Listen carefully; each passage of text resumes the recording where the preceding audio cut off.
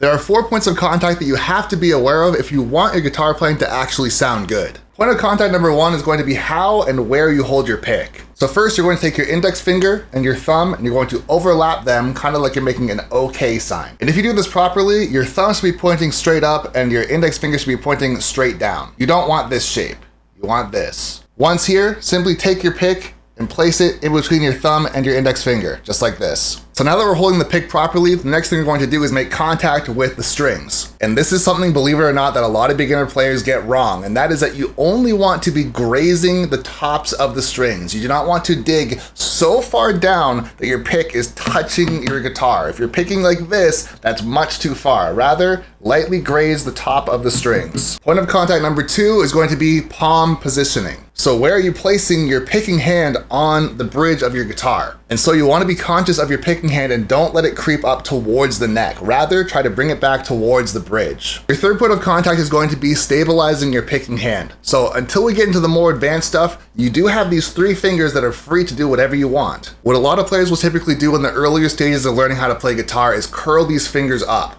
You don't want to do this. You don't want to be playing like this. Rather, open your hand up and rest your fingers on the body of your guitar. Now, the reason that we want to anchor our hand is because we don't want to get lost in space. We don't want to accidentally start picking the wrong strings because we can't actually feel or tell where we are. And then finally, point of contact number 4 is where we actually press down on the fret. And for this example, we're going to use the 3rd fret on the low E string. Although this fret is quite large and it's very easy to land your finger inside the fret, we want to ensure that we're playing at the front of the fret. This would be the front and this would be the back. And here's why. If you play at the back of the fret, more often than not, you're going to get this horrible buzzing sound that sounds like this. However, if you play at the front of the fret, it should clean up your sound and sound like this. And so if we put everything together, it should look and sound like this.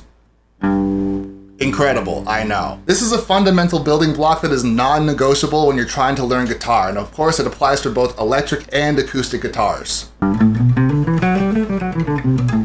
Let me know if you found this tutorial helpful.